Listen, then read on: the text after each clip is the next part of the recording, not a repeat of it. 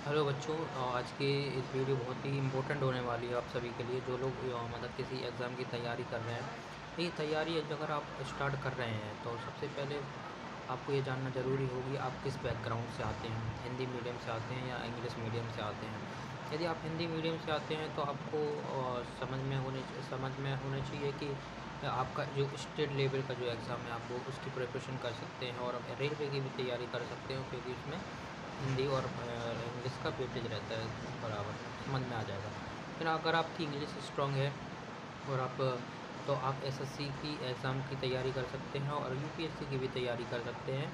अगर आपको लगता है कि मैं इंग्लिश है थोड़ी सी है ठीक है और हिंदी भी ठीक है, तो आप और जनरल नॉलेज और बेसिक मैथ की भी नॉलेज रखते हैं, जनरल नॉलेज भी अच्छी है आपका, तो आप यूपीएससी की तैयारी कर सकते हैं। लेकिन आपको अपना खुद का पैरामीटर आप खुद से जानना पड़ेगा कि आप किस चीज़ में आप स्ट्रॉन्ग हैं और आपका बैकग्राउंड कैसा है।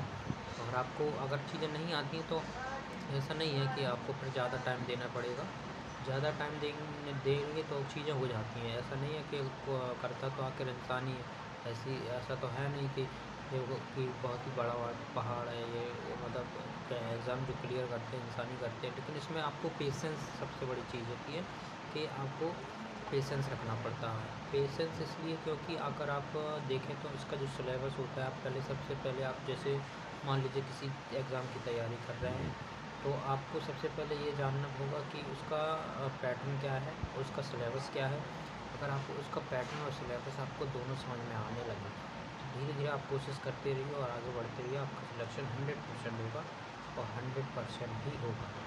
अगर आप पेशेंस नहीं है, अगर आप 1-2 दिन तैयारी करते हैं फिर वहाँ से मन आपका डाइवर्ट हो जाता है, फिर दूसरी जगह चले जाते हैं, फिर दूसरी चीज़ करते हैं, वो भी छोड़ देते हैं, तो ऐसा नहीं है। अगर आपको एग्ज़ाम की तैयारी करना है तो आपको फुल फोकस के साथ आपको सिलेबस कवर करिए और फिर मॉक टेस्ट दीजिए और फिर टेस्ट सीरीज़ दीजिए, तो 100% होगा।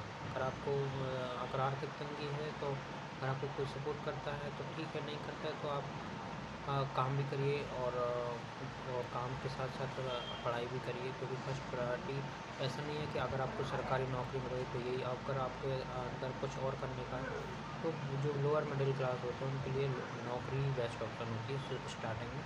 तो बाकी आप धीरे धीरे आगे बढ़ सकते, कोई भी काम कर सकते हैं।